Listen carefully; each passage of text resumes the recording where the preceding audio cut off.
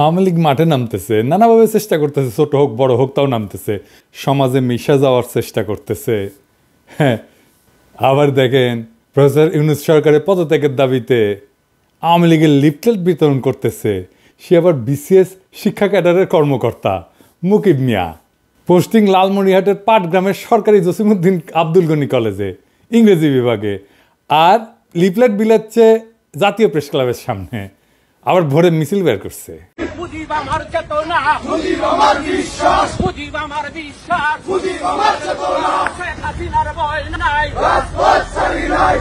Slogan আবার দিচ্ছে ওই মুকিম। ওই ছাত্রলীগের কেন্দ্রীয় কমিটির সাবেক গণশিক্ষা বিষয়ক সম্পাদক ছিল। এইগুলাক যেটি দেখবেন সেটি দাবরানি দিবেন, কোথাও এদের দাঁড়াবার দিবেন না। এটাই হইতেছে এখনকার স্ট্র্যাটেজি। 4 আগস্ট এই হারামজাদা শিক্ষা ভবনের সামনে মিছিলের নেতৃত্ব দিছে, খুনি হাসিনার পক্ষে প্রকাশ্যে স্লোগান দিছে। তারপরে 6 মাস ঘুরে বেড়াচ্ছে, পোস্টিং নিয়ে বসে আছে পাটগ্রামে। যে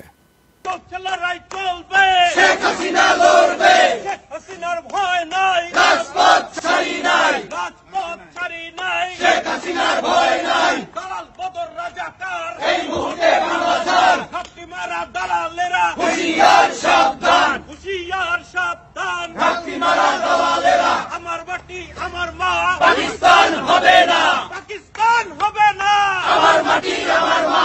শিক্ষামন্ত্রীর বাসায় হামলা কেন? খুনি খালেদা জবাব দে, খুনি খালেদা জবাব দে। শিক্ষামন্ত্রীর বাসায় হামলা কেন? শিক্ষামন্ত্রীর বাসায় হামলা কেন? খুনি খালেদা জবাব দে। গত 6 মাস তার ফেসবুকে টানা অপপ্রচার চালায় গেছে সরকারি চাকরি কইরা। কেউ কিছু বলেনি, দিব্যি ঘুরে বেড়াইতেছে। বাসা বোধহয় সেগুন বাগিচা বা পল্টনে। ফেসবুকে যা লিখেছে সেটা ওর নেত্রী হাসিনা 2018 সালে সরকারি কর্মচারী একটা শৃঙ্খলা এবং আপিলের যে বিধিমালা 3 খ এই ধারা অনুযায়ী শাস্তিযোগ্য অপরাধ করছে, তাও সে আছে। শিক্ষামন্ত্রী হচ্ছে বিএনপির পছন্দের মন্ত্রী, ওই ডায়াপার পরা ওয়াহিদুদ্দিন মাহমুদ। 30 সেপ্টেম্বর আমি পোস্ট দিছিলাম এই ভিডিওর। ওই মাউসির সামনে স্লোগান মাস্টার কে নামও পাওয়া গেছে। 1 নম্বর তরিকুল ইসলাম 35তম বিসিএস, সাদিয়া সুলতানা 35তম বিসিএস, দিদারুল ইসলাম 34তম বিসিএস, আর মুকিব মিয়া যে স্লোগান দেওয়া 33তম বিসিএস, বিজয় কুমার ঘোষ 24তম বিসিএস, স্বরূপ কাহালি 24তম বিসিএস। ওই স্লোগান দিচ্ছে, স্বরূপ কাহালির স্লোগান দিচ্ছে। জাফর আলী 16 বিসিএস। ওই এই প্রোগ্রামের মূল আয়োজক মনিরুল ইসলাম 24 BCS, doctor Enamul Haque 24 BCS. এরা কে কোথায় আমরা জানতে চাই। এই ভিডিওর কমেন্ট বক্সে লিখে দিবেন কে কোথায় আছে জানেন কিনা, তারপরে ওদের ধরেছি। আর ডায়াপার পড়া শিক্ষা উপদেষ্টা এইগুলো যদি চাকরির থাকে তাইলে কলে তোমার খবর আছে কয়ে দিচ্ছি, ডায়াপার টেনে খুলে ফেলবো। এর মধ্যে এই যে মাসুম রেজা ডয়েচে ভেলেকে সাক্ষাৎকার দিছে, দিতেই পারে, কিন্তু শেষে কি কইছে দেখেন, কইছে আমরা যে ছাত্রদের বৈষম্য বিরোধী আন্দোলন করেছিলাম, বৈষম্য দূর করার কথা বলেছিলাম, তার সুযোগ নিয়ে এমন এক শক্তি চলে এসছে যা সম্পূর্ণরূপে বাংলাদেশ বিরোধী, যে বাংলাদেশের স্বাধীনতা মূল ভিত্তি যেগুলা সেগুলার বিরোধী। এইগুলোকে যদি আমরা প্রশ্রয় দিতে থাকি আমরা তাহলে সামনে বাংলাদেশকে হারিয়ে ফেলা ছাড়া আর কিছু দেখি না আমি। ওই করেছিল বৈষম্য বিরোধী আন্দোলন। গপ্প মারাও মাসুম রেজা। মাসুম রেজা আমাদের সমসাময়িক, আমার কয়েক বছরের সিনিয়র হবে, একই সাথে ছাত্র ইউনিয়ন করতো রাজশাহী বিশ্ববিদ্যালয়ে। হ্যাঁ, আপনি করেছিলেন মাসুম ভাই বৈষম্য বিরোধী আন্দোলন। 16 জুলাইয়ের পরে তো শীত নিদ্রায় গেছিলেন। হ্যাঁ, অক্টোবরে এসে ফেসবুক গুতাইতেছেন, লেখালেখি সব মুছে দিচ্ছেন নাকি? হ্যাঁ, খুঁটি করেছিলেন বৈষম্য বিরোধী আন্দোলন খাটেত। হ্যাঁ, 25 সুন্দর সুন্দর মাইয়া নিয়ে তো নাটক টাটক করেন। হ্যাঁ, করতেও পারেন খাটেত। হ্যাঁ, বৈষম্য বিরোধী আন্দোলন মুক্তিযুদ্ধ করেছে আপনাদের আগের প্রজন্ম, খাটে আপনিও করেছেন হয়তো। মেজর ডালিমকে নিয়ে 2 বিসিলা কইয়া পোস্টাইল ছিলেন না? তো আমাক পোলা পানে এসে কয় যে মেজর ডালিমের 2টা বিসি পাঠিয়ে দিই, মাসুমের 2টা বিসি ছিঁড়ে নিয়ে। হ্যাঁ, বুঝছা চাইছিল কলে পোলা পাইন, আমি ঠেকাইছি। হ্যাঁ, পাঙ্খা গছেছে মাসুম ভাই। হ্যাঁ, নতুন বাংলাদেশে নতুন বয়ানের সংস্কৃতি চর্চা হবে। পুরো হাসিনার আমলে আওয়ামী ফ্যাসিবাদের বয়ান উৎপাদন করেছেন, ওই ন্যারেটিভ চলবি না। আপনাদের নতুন নাটক লিখতে হবে, নতুন সংস্কৃতি চর্চা করতে হবে। আমাদের বাংলাদেশ বিরোধী বলবেন না, ভুলেও না, কখনো না, কেউ যেন না বলে এই আমাদের বাংলাদেশ বিরোধী বলবেন, বিসি টাইনা ছিঁড়ে ফেলবো একেবারে। আপনার সাথে ব্যক্তিগত পরিচয়ের সূত্র ধরে বলতে চাই, অ্যান্টিফ্যাসিস্ট শক্তির সাথে আপনাদের অ্যালাইন্ড হইতে হবে। আমার বাবা নাটকের লোক ছিলেন, আমি চাই আপনাদের সাথে কথা বলতে আপনাদের কনসার্ন শুনবো, আর আমাদের এক্সপেকটেশন শুনবেন। আমরা এনশিওর করব নিরাপদ সংস্কৃতি চর্চার। আপনি আওয়ামী বয়ান উৎপাদন করবেন, আবার এসা ওটা পারবেন না, করতে দেওয়া হবে না। আওয়ামী বয়ান আমরা ধ্বংস করে দেবই দেব। আমরা পারি কিনা সেটা তো দেখিছেন। আর ভাইবেন না যে এডি বসে খালি আওয়াজ দিই, তাই না? এডি আওয়াজ দিব, ঘটনা ঘটবে বাংলাদেশে। দেখেন চিটাগাঙে স্যাম্পল দেখেছি। একটু আগে আমি যখন ঘুমানোর আগে আমি বাসায় দেখছি পিনাকি ভাই লিখছে যে নেভি কনভেনশনের নজিবুল হোসেন মাইজভান্ডারি এবং এমপি সনি এই দুজন এখানে অবস্থান করতেছে। রাতে খাবারের দাওয়াতে আসছে ওরা। এটা শোনার পরে আমরা এদিকে আসছি, আমি আর আমার ছোট ভাই আইমান, আমরা দুজন এখানে আসছি। আসার পর দেখতেছি আমাদেরকে নৌবাহিনী অসহযোগিতা করছে। প্রয়োজনে শক্তি প্রয়োগ করতে হলে করব, শক্তি প্রয়োগ করতে হবে, কারণ প্রতি বিপ্লবী কর্মকাণ্ড এখনো চলমান। তাই আমাদের লড়াই এখনো শেষ হয় নাই। অনেক অমীমাংসিত ইস্যু আছে, সেগুলো সেটেল না হওয়া পর্যন্ত ক্ষমতার সাথে পাল্টা ক্ষমতার লড়াই হবে। ওপেন প্রস্তাব হয় নেগোশিয়েট করেন, অথবা হেড অন কলিশন করেন, চয়েস আপনাদের। বটম লাইন, আওয়ামী লীগ আওয়ামী বয়ান আমরা রাখবো না। কেউ আমাদের এই মিশন ঠেকাতে পারবেন না।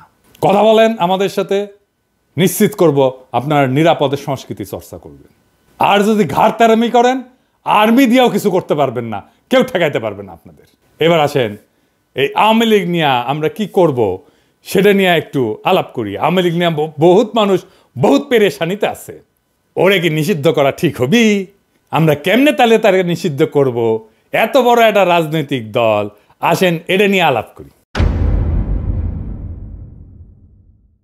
আওয়ামী লীগ কেন নিষিদ্ধ করা দরকার এটা নিয়ে নালা আর আলাপ আছে। আওয়ামী লীগের ব্যাপারে আমাদের অনেকের নালিশ আপনারা শুনিছেন যে জুলাই বিপ্লবীরা লীগরে ব্যান করতে চায় এবং বিএনপির কারণে করতে পারতেছে না।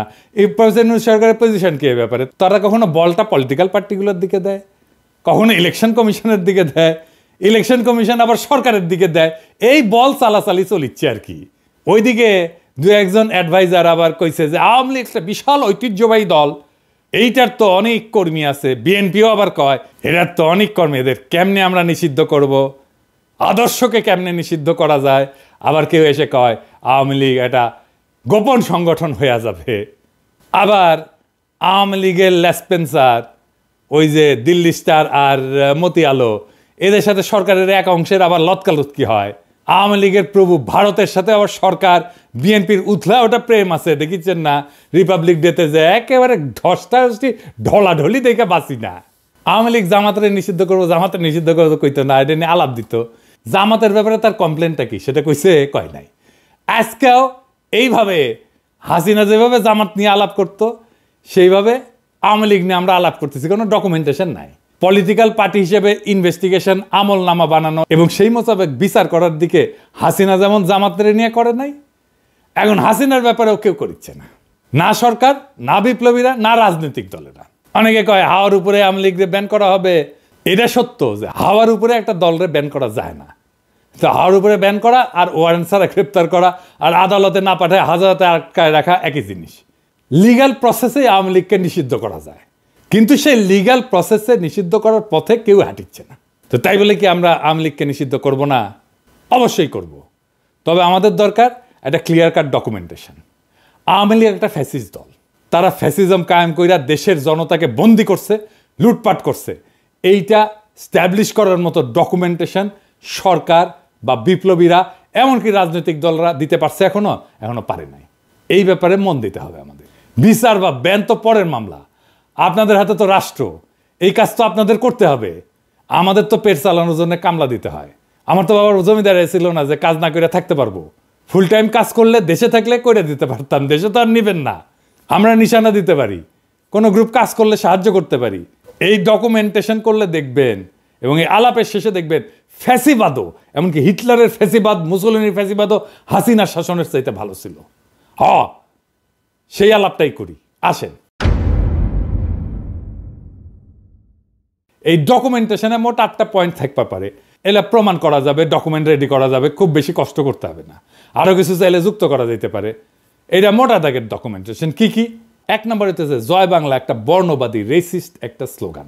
এটা বাঙালি সুপ্রিমেস্ট স্লোগান, এটা সাম্রাজ্যবাদী স্লোগান, এটা বাংলাদেশের সকল জাতি আর ভাষার উপরে হামলার স্লোগান, এটা বাংলাদেশ রাষ্ট্রের সীমানার মধ্যে থাকা যতগুলো ভাষা আছে, যতগুলো জাতি আছে, সবার উপরে বাঙালির দখলদারিত্ব নিশ্চিত করার স্লোগান।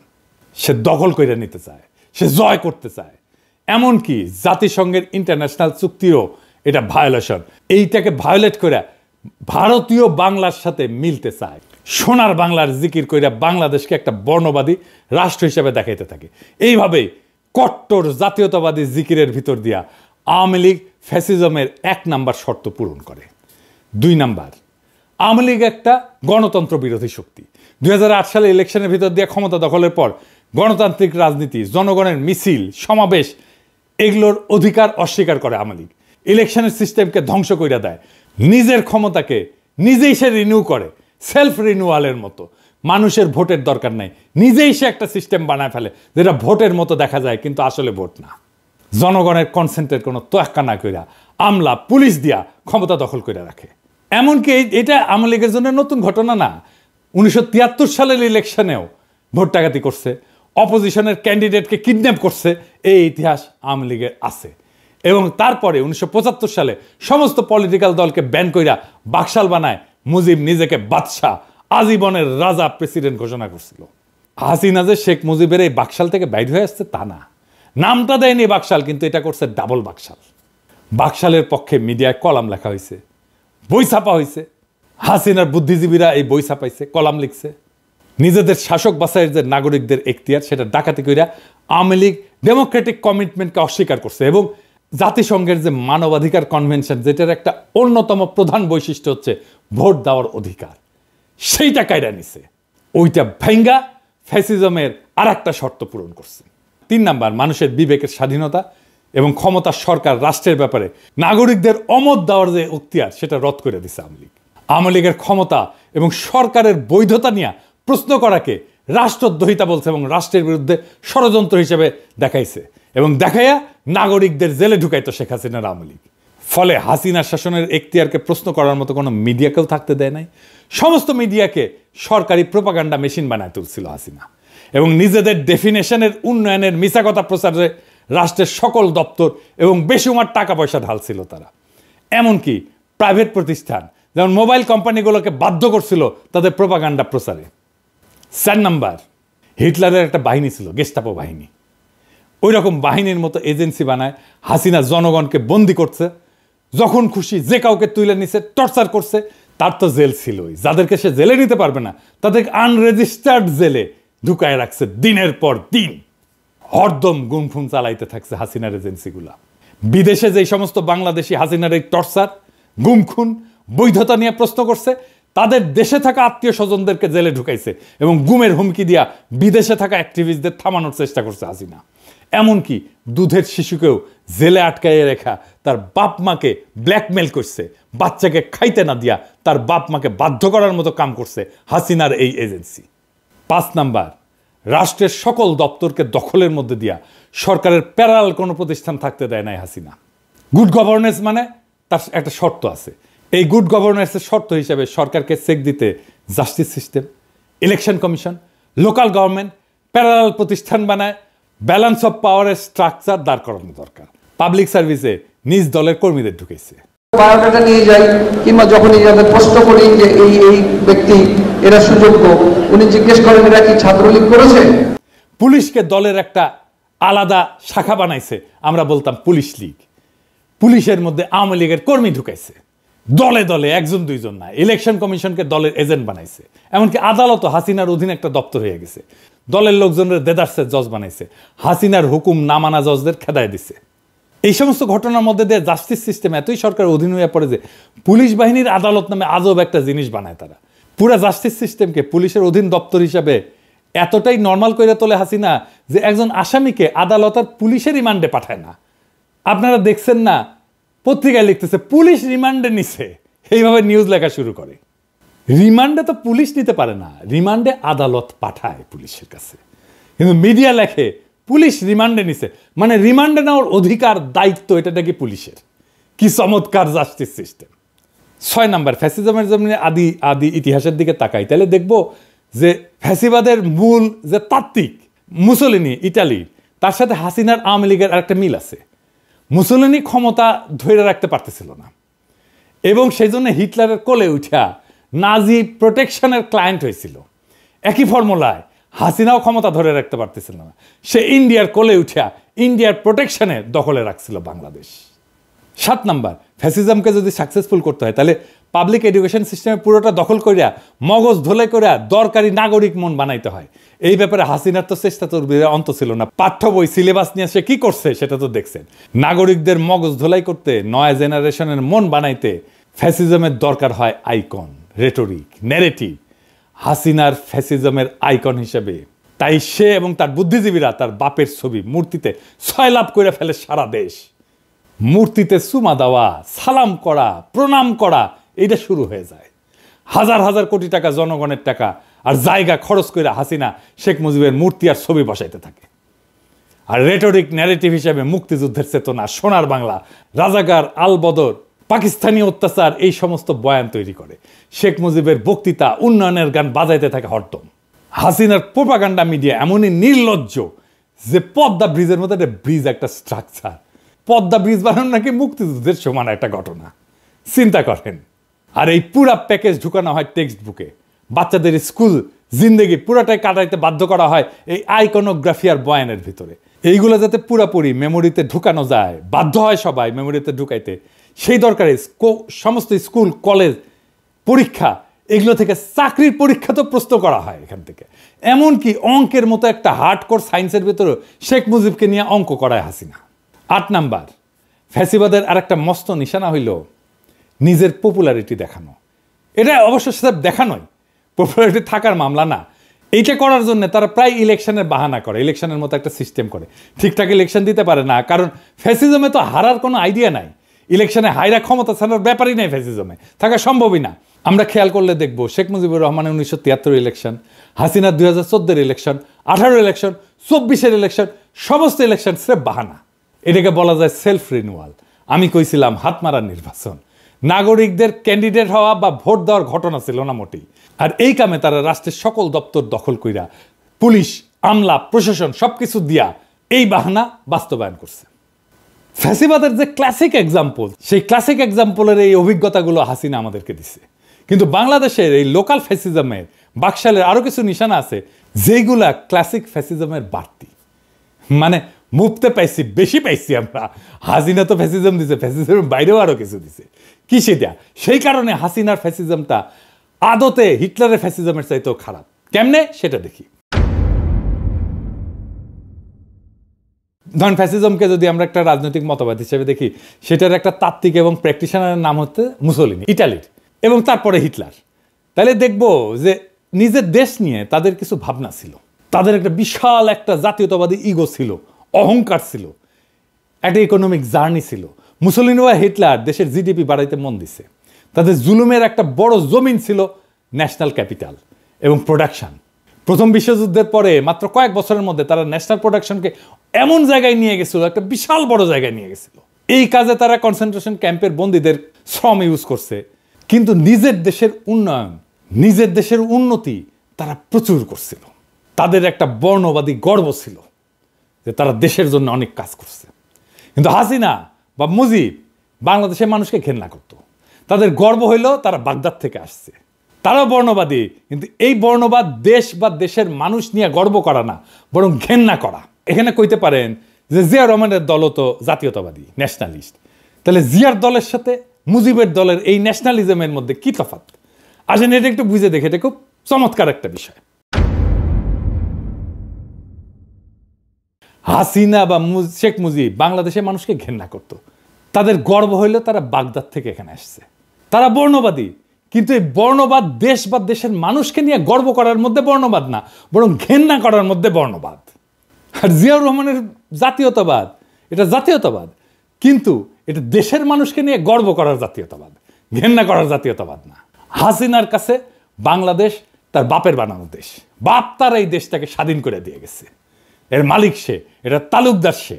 এখানে হাসিনা আওয়ামী লীগ এখানে ডাকাতি করবে, কামাই করবে, তারপর পয়সা পাচার করে দেশের বাইরে নিয়ে যাবে। এই দেশ তো তার না, এই দেশে সে দয়া কইরা থাকে। এই কারণে হাসিনার বাকশালে শিল্প উৎপাদন এগুলো লাফায় লাফায় বাড়েনি মুসলিন হিটলারের মতো। জাতীয় সম্পদ মজবুত হয়নি, বরং কমছে। ব্যাংক ডাকাতি কইরা পাবলিক মানে বিদেশে পাচার করছে। এইভাবে আমরা একটা লোকাল ফ্যাসিজম পাইছি বাকশাল নামে। এইটা শাসনের পদ্ধতি হিসেবে ফ্যাসিবাদ, কিন্তু রাজনৈতিক মতবাদ হিসেবে ফ্যাসিজমের যে একটা কট্টর ন্যাশনালিস্ট একটা দেমাগ অহংকার থাকে সেটা নাই, সেটা গড় হাজির। মুসলিন হিটলার টর্চার জুলুমের ভিতর দিয়ে নিজ দেশকে পাওয়ারফুল করে তুলছে, যুদ্ধের তাগত পয়দা করছে নিজ দেশে। আর হাসিনা উল্টা বাংলাদেশকে জুলুম করছে, কিন্তু আস্তে আস্তে দুর্বল করছে। জাতীয় যে অহংকার সেটাকে পুরাপুরি কোরবানি দিয়া শুরু থেকে ইন্ডিয়ার দাস রাজ্য হিসেবে বাংলাদেশকে তৈরি করছে এবং লুটপাট করছে। তার মানে এখানে হাসিনা লোকাল মাফিয়া গডমাতার। ফ্যাসিজমের সমস্ত পদ্ধতি সে কায়েম করছে, কইরা তার তালুকদারি কায়েম রাখতেছে এবং ডাকাতি কইরা বিদেশে পাচার করতেছে পাবলিক মানি। এই জন্যে বাকশাল হাসিনার শাসন ফ্যাসিজমের চাইতে খারাপ আসর রেখে গেছে, বাংলাদেশকে ফতুর কইরা রেখে গেছে হাসিনা। এটা ফ্যাসিজমের তুমুল টর্চার জুলুমের বাইরে বাড়তি খারাপ। ফ্যাসিজমে তো টর্চার জুলুম আছেই, হাসিনার শাসন ফ্যাসিবাদের টর্চার জুলুম চাইতেও অধিক বেশি কিছু, আরো বাড়তি খারাপ। হিটলার মুসলিনি যেখানে তার দেশকে অন্তত ধনী বানাইতে কাজ করছিল, সেইখানে হাসিনা দেশটাকে ফতুর কইরা দিছে। মোটের উপরে বাকশাল এমন একটা রাজনৈতিক বন্দোবস্ত যেটা শাসনের সিস্টেমটা উপনিবেশিক কলোনিয়াল, আর যেটা চালানোর পদ্ধতি ফ্যাসিজম। এই জন্যই নতুন রাজনৈতিক বন্দোবস্ত কথাটা আসছিল। এখন বলেন, নির্বাচন দিলে কি দেশটা ঠিক হবে? আর হবে না। বাংলাদেশের সমস্যা নির্বাচনে কাটবে না। এই আওয়ামী লীগকে রাজনীতি করতে দেওয়া উচিত।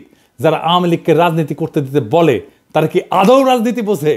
তার মানে রাজনৈতিক বন্দোবস্তটা আমাদের জন্য কত জরুরি দেখেন। পুরো সিস্টেমের খোল নলসে পাল্টাই দিতে হবে। এটা পাল্টাই দিতে না পারলে বাংলাদেশকে ফতুর হওয়া থেকে বাঁচাইতে পারবেন না। ওই একইভাবে বাংলাদেশের সম্পদ লুট হয়ে যেতে থাকবে। এটা থেকে মুক্তির জন্যেই জুলাই অগাস্ট বিপ্লবে আমাদের ছাত্ররা, আমাদের সন্তানেরা রক্ত দিছিল। ওইটাকে সফল করে তুলতে হলে বাংলাদেশ রাষ্ট্রের আমূল সংস্কার ছাড়া কোনো উপায় খোলা নাই আমাদের হাতে। ওই রাস্তায় আমাদের যাইতেই হবে, ওটাই আমাদের পথ এবং সেই পথে আমরা হাঁটবো। নির্বাচন দূরে থাকো, আগে বাংলাদেশকে রক্ষা করো, বাংলাদেশকে ফতুর হওয়া থেকে বাঁচাও, বাংলাদেশকে ফ্যাসিবাদের আসর থেকে বাঁচাও, বাংলাদেশ থেকে ফ্যাসিবাদের সমস্ত চিহ্ন দূর করার পথে হাঁটো। বাংলাদেশ ওই রাস্তায় হাঁটতে চায়, আমাদেরকে ওই রাস্তায় হাঁটতে দেন। আমরা ওই রাস্তায় হাঁটবই, আমরা বাংলাদেশকে ওই রাস্তায় নিয়ে যাবই। ইনকিলাব